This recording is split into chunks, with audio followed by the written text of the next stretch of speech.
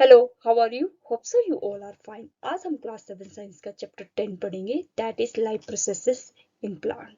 So let's start. इस chapter में जो टॉपिक कवर किए गए हैं वो हैं how do plants grow, how do plants get food for their growth, photosynthesis, exchange of gases during photosynthesis, transport of water and minerals, transport of food, then respiration in plants, test for photosynthesis. How do plants grow? Plant growth involves changes such as emergence of new leaves and branches, increase in height and thicker stem. Plants की growth देखो कैसे होती है, new leaves आना, new branches आना, और in height में भी इंक्रीज हो जाता है और थिकर स्टेम हो जाती है. Plants need five fundamental elements to grow and thrive: sunlight, water, air, nutrients and adequate space. तो इसको 5 फंडामेंटल एलिमेंट चाहिए होते हैं प्लांट को ग्रो करने के लिए: sunlight, water, air, nutrients and space. How do plants get food for their growth? Plant कैसे फूड गेट करते हैं ग्रोथ के लिए? By the process of photosynthesis is the process by which green plants make their own food. They use sunlight, water, and carbon dioxide to create sugar, that is glucose, for energy and release oxygen into the air. देखो बच्चे, इस picture में ये photosynthesis का process show कर रही है. ये जो लीव्स होती है ना, फूड फैक्ट्रीज होती है प्लांट्स की. इसमें देखो सनलाइट पड़ रही है और कार्बन डाइऑक्साइड एयर से ले रहे हैं और क्या बना दे रहे हैं बच्चे, ऑक्सीजन रिलीज कर रहे हैं और शुगर की फॉर्मेशन हो जा रही है. शुगर, ग्लूकोज, भोजन प्लांट का, उसकी फॉर्मेशन हो जा रही है. वाटर और मिनरल्स वो कहाँ से ले रहे हैं? पानी से. इस तरह से by the process of photosynthesis plants अपना भोजन बनाते हैं. How do leaves exchange gases during photosynthesis? Photosynthesis के दौरान बच्चे जो पत्ते होते हैं वो कैसे गैसेस एक्सचेंज करते हैं? तो पत्तों में बच्चे पोर्स प्रेजेंट होते हैं, ज्यादातर लोअर सरफेस ऑफ लीव्स में. जो टाइनी पोर्स होते हैं ना, उन्हें स्टोमेटा कहते हैं. तो हेल्प करते हैं वो एक्सचेंज ऑफ गैसेस में. इस पिक्चर में देखो, ये देखो, जब हमने इस माइक्रोस्कोप पे देखा ना तो ये ऐसे दिखते हैं स्टोमेटा. और एक्सचेंज ऑफ गैसेस होते हैं, कार्बन डाइऑक्साइड अंदर जा रही है, ऑक्सीजन बाहर निकल रही है. और ये स्टोमेटा एक और हेल्प करते हैं इवेपोरेशन में. ठीक है, तो ये एक्सचेंज ऑफ गैसेस और इवेपोरेशन में हेल्प करते हैं. Transport in plants, transport of water and minerals.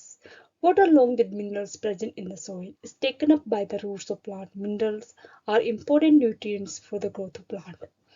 ये देखिए बच्चे पिक्चर, जो प्लांट्स होते हैं ना, वाटर और मिनरल जो है सोयल से लेते हैं. ठीक है, by the help of root की हेल्प से सोयल से वाटर और मिनरल को लेते हैं. Water and minerals are transported to the leaves and other parts of plant through the xylem. The water transported through the xylem is used to perform various function. ये जो water minerals है ना, उनको transport किया जाता है leaves में और अदर पार्ट्स ऑफ प्लांट में थ्रू जाइलम. देखो ये मूवमेंट बता रहा है वाटर और मिनरल की स्टेम में. तो ये कैरी करते हैं बच्चे, जाइलम जो होते हैं वाटर मिनरल्स को कैरी करते हैं लीव्स में और अदर पार्ट्स ऑफ प्लांट में, जो कि वेरियस फंक्शन को परफॉर्म करते हैं. जाइलम क्या होता है बच्चे? Thin tube like structure present in the stem, branches and leaves of plant. ये थिन ट्यूब लाइक स्ट्रक्चर होते हैं जो स्टेम में भी प्रेजेंट होते हैं, लीव्स में भी और ब्रांचेस में, और हेल्प करते हैं transport of minerals and water from roots to various part of the plants. Transport of food. The food prepared by the plant in the leaves is transported to all parts of the plant. This food is transported through another set of thin tube-like structure called the phloem. जो food prepared ही होता है ना plants की leaves के द्वारा, अब वो सारे parts पे transport करना है, तो वो किसके द्वारा होगा? एक another set होता है thin tube-like structure जिसको phloem कहते हैं. तो देखिए, फूड ट्रांसपोर्टेड थ्रू फ्लोएम, ये रेड वाला फ्लोएम है और ब्लू वाला जो है वो जाइलम है. जाइलम की मूवमेंट अपवर्ड बताई है रूट से, फ्लोएम की मूवमेंट लीफ से डाउनवर्ड की तरफ दिखाई हुई है. तो ये इस तरह से मूवमेंट होता है फूड का और वाटर एंड मिनरल्स का. तो फूड की मूवमेंट किसके द्वारा होती है? फ्लोएम के द्वारा आता है. Transported food may also be stored in some other parts of the plant. जो फूड ट्रांसपोर्ट होता है वो अदर पार्ट्स ऑफ प्लांट में भी स्टोर हो जाता है कई बार, जैसे सीड्स में, रूट्स में. देखो ये हमने क्या किया, कट की है स्टेम किसकी? प्लांट्स की. और देखो जाइलम और फ्लोएम कैसे प्रेजेंट होते हैं. कट सेक्शन ऑफ लीव्स बताया गया है, सॉरी स्टेम बताया गया और उसमें जाइलम और फ्लोएम की प्रेजेंस शो की गई है. वेरी इंपॉर्टेंट है बच्चे की जाइलम और phloem. Respiration in plants during day both photosynthesis and respiration occur simultaneously, दोनों साथ साथ चलती है और रात को ओनली रेस्पिरेशन होती है जो यूज करती है ग्लूकोज को store during photosynthesis to power the continued growth and function को। Test to show photosynthesis, test showing release of oxygen during photosynthesis. ये देखो बच्चे हमने क्या किया गया है, दो बिकर लिए जो पानी से फिल किए हैं और उनके अंदर क्या डाली है, फिल्टर फनल, फनल को डाल दिया गया है और फनल को से पौधों को ढका हुआ है और उसके ऊपर एक टेस्ट ट्यूब रख दी गई है, इन्वर्टर टेस्ट ट्यूब। और एक को हमने डार्क रूम में रखा हुआ है इस वाली को, और इसको हमने प्रॉपर सनलाइट वाले रूम में रखा हुआ है।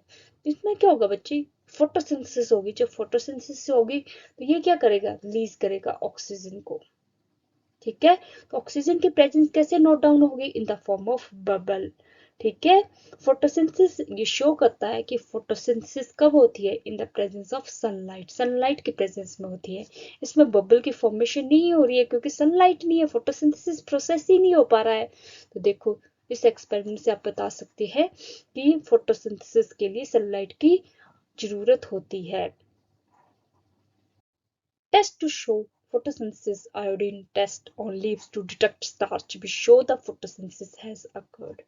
हम आयोडीन टेस्ट करेंगे स्टार्च के डिटेक्शन के लिए। ठीक है, अब देखो लीफ है उसको बॉइलिंग वाटर में डाला हुआ है और उसको क्या कर रहे हैं, कैंडल से बॉइल कर रहे हैं पानी को और ज्यादा। ठीक है, तब तक बॉइल करना जब तक इस लीव्स का कलर चेंज ना हो जाए। फिर हमने इसी लीफ को किस में डाल दिया, इथेनॉल में, अल्कोहल में डाल दे। उसके बाद क्या किया, पानी से वॉश किया गया और फिर उसमें हमने स्टार्च टेस्ट किया विद आयोडीन सोल्यूशन के साथ। तो जब स्टार्च करते हैं ना बच्चे आयोडीन सोल्यूशन के साथ स्टार्च टेस्ट, तो ये ब्लू ब्लैक कलर में चेंज हो जाता है, तो ये इंडिकेट करता है कि इसमें स्टार्च प्रेजेंट है।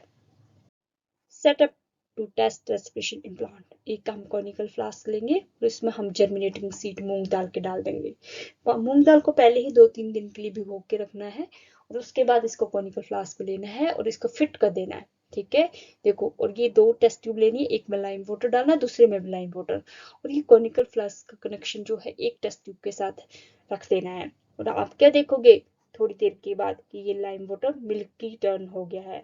तो ये क्या इंडिकेट कर रहा है कि मोर कार्बन डाइऑक्साइड है प्रेजेंस है इस फ्लास्क के अंदर। कार्बन डाइऑक्साइड तो प्रेजेंट होती है एयर में पर बहुत वेरी स्मॉल क्वांटिटी में प्रेजेंट होती है।